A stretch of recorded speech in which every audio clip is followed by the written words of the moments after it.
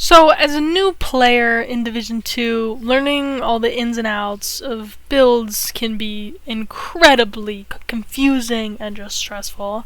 Today I'm going to give you the complete Division 2 build guide from top to bottom.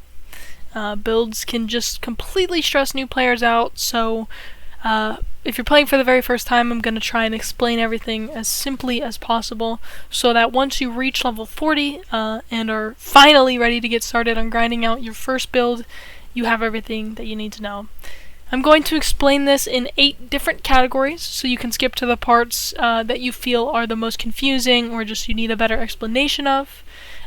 These 8 categories are going to be first, weapons, second, gear, third, how to get god rolls / the recalibration system, 4th, exotics, 5th, expertise, 6th, mods, 7th, skills, and 8th, specializations. Some of these are going to be a little bit more confusing and take a little bit longer to explain than others, but I think dividing it into these 8 categories is the best way to explain them.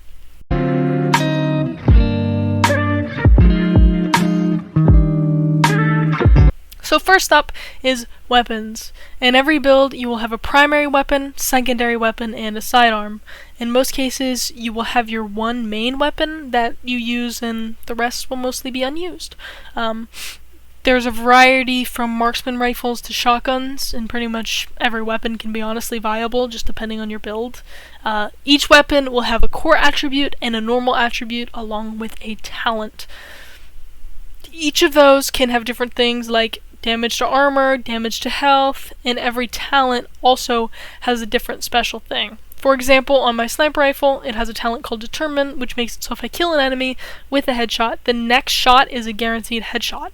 So, honestly, for the most part, weapons are pretty self-explanatory. You have your base attribute stats, and you have your talent stats, and the talent is normally what makes or breaks what weapon you pick in your respected weapon category, like marksman rifle, for example. Second up here is gear. Gear is where things get a bit more complicated. There are 2 different types of gear.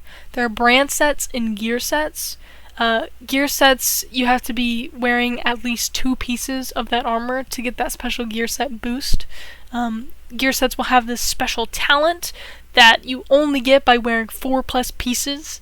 So brand sets are similar, but you only have to be wearing 1 piece of that gear to reap the benefits, and they do not have a special talent. So, when you're wearing 4+ pieces of a gear set, you get the gear set talent, but with brand sets, there is no gear set talent because it's not a gear set. So there is no such thing as a brand set talent. If you wear 3 pieces of a brand set, that is the maximum benefit that you can get, and you have to be at least wearing 2 pieces of a gear set to get any benefits from it at all. So they have their own separate benefits depending on what you're going for. So talents on your guns and your backpack and chest piece, those will have talents. Every single gun, every single backpack, and every single chest piece will have a talent on it no matter what. But there are you still have your mask, your holster, your gloves, and your knee pads. Those 4 pieces will never have talents on them. Well, unless they're exotic, which we'll get into in a minute. But those will never have talents on them. So you only should have 2 pieces of gear with talents. But if you have a brand set, if you have a gear set, you will get extra bonus talent overall. So in most cases, you will end up wearing a couple pieces of a gear set to get those benefits, combined with a couple pieces of brand sets to get those benefits, or just a mix of different brand sets to get those benefits.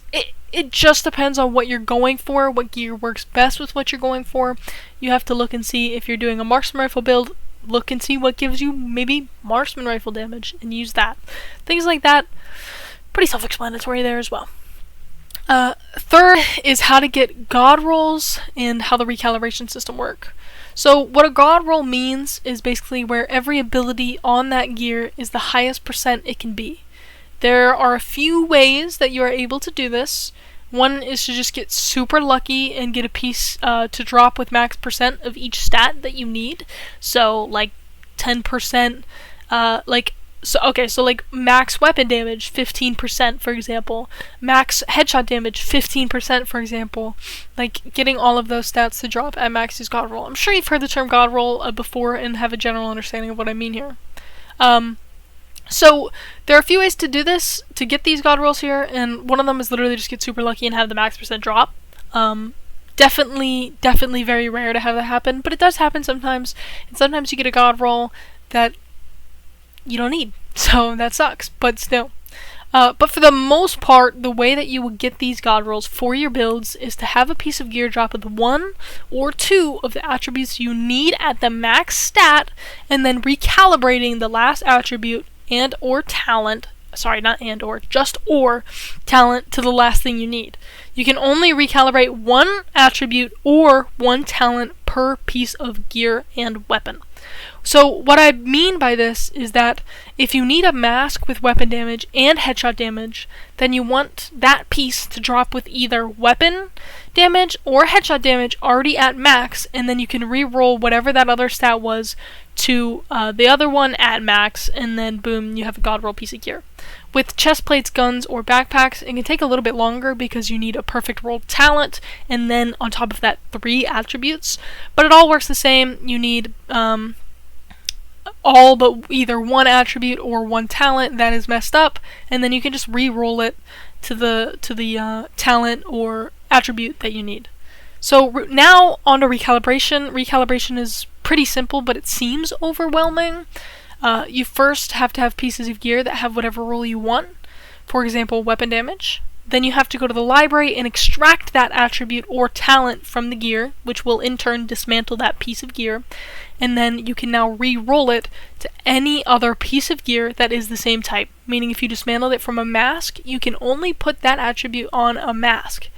To re-roll, you now have to go to the tinkering, click on the piece of gear that you want to re-roll, and recalibrate it to whatever attribute you just extracted. Remember, you can only do this with 1 attribute or talent, so do it wisely. 1 attribute or talent per piece of gear or weapon. Also, you can always upgrade the percent of attribute in the library and then optimize that piece of gear to that higher percent if you didn't have it at max before. So I hope that all makes sense. If you need any further explanation, comment down below. So 4th up is exotics. Exotics are a special type of weapon and or armor that you can only use 1 of, meaning you can only have 1 exotic weapon and 1 exotic gear per build.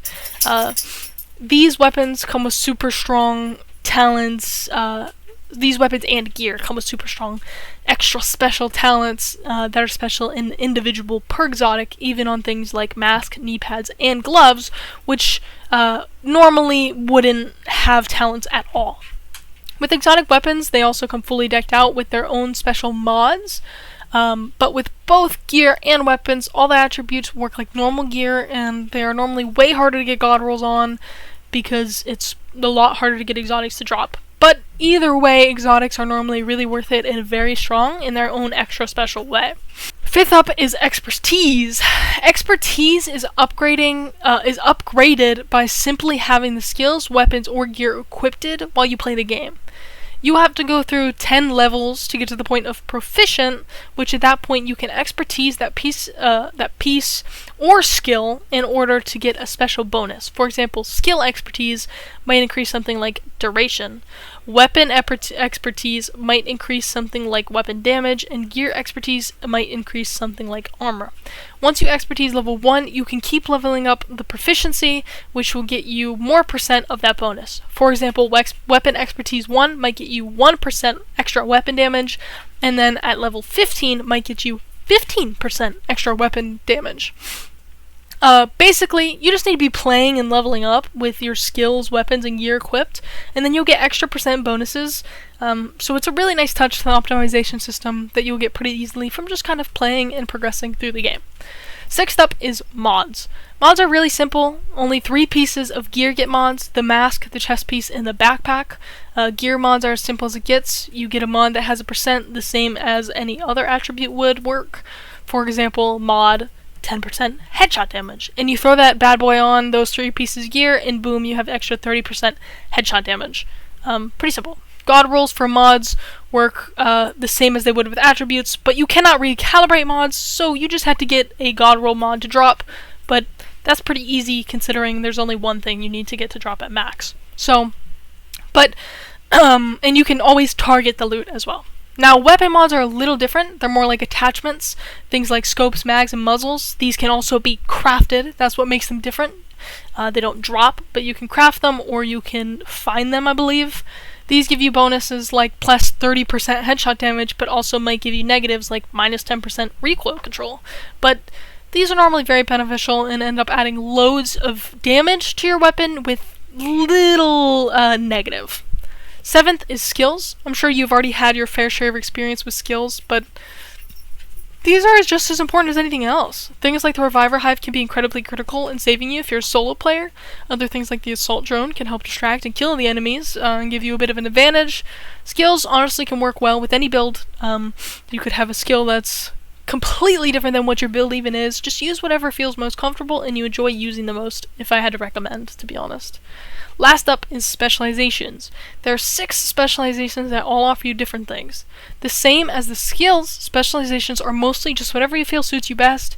Each different specialization has a skill tree that gives you different benefits. Things like different types of medkits, grenades, and specialist weapons.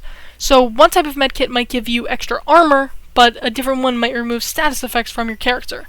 I would honestly just try out the different ones and see whichever you prefer the most or just enjoy using the most. Same as the skills, to be completely honest. So I hope that I explained everything well and I'm able to give you a much better understanding of how builds work in the Division 2. If there's anything that you think I missed, let me know down below, and or if you would like a more in-depth video on anything in particular and how it works, please let me know, or if you have any questions, I will try to answer as quickly as possible and I'm more than welcome to answering. This video took loads of work, so I hope you learned some things and enjoyed it, and I hope that you will give me a like and you will subscribe and come back for some more Division 2 content in the future to learn more together. And then also, we are live Monday through Thursdays, so come check us out on Twitch. But yeah, I hope you guys have a blessed day, and I hope that you guys learned a thing or two here with me today. Have a good day, everybody.